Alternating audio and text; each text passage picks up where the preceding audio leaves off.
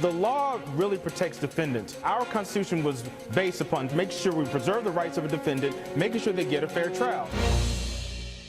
Sandra Bland was telling the police officer, "You're pushing my head into the concrete. You're hurting me. Stop."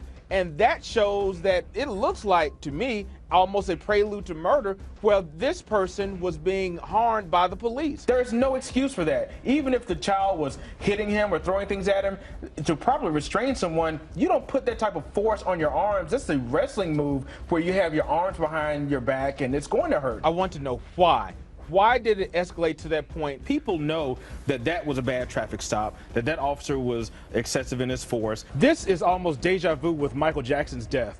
When you think about a performer who died at the hands of a doctor and someone who was giving them drugs. So you're saying it's okay for black students to be ridiculed, called names because they go to a white university? That is the most ridiculous thing ever. They do have a legitimate reason to be upset, and this is why. Because this prosecutor is working hand in hand with this police officer on dozens of cases, and it's like prosecuting a family member or friend. We always say that justice is blind, but if you have enough money, it may peep through the veil, because a person can hire the best appellate lawyers to pull out the best arguments, such as in this case. It's beyond a reasonable doubt, which is the highest burden of proof in our criminal justice system or our civil justice system. So if Bill Cosby actually gave this lady quaaludes, where she passed out, where she couldn't say yes or no, that is not giving consent. Every dime that Prince has left will go into the state, whether he has a will or not, and will be determined by a judge as to who gets it. It's very shocking for him to not have a will.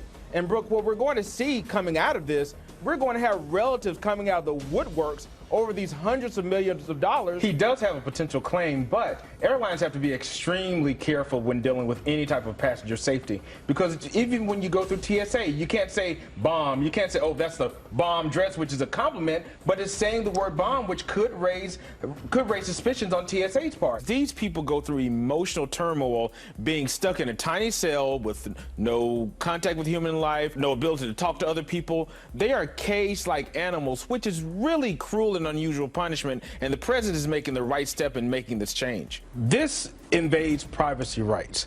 I don't trust the government to use it on this one phone. This reminds me so much of the Patriot Act, which was designed for terrorists, but is used in less than 1% of terrorism cases, but actually 99% of drug cases. And when you go into a federal building and you take over and you say, if you come in, I will shoot you. Look, those are they're wrong. I agree, they're wrong. Okay, let me ask you, but the fact of the matter is, Muslim, would you say the same thing? They're wrong. I don't look at color. If they're wrong, they're wrong.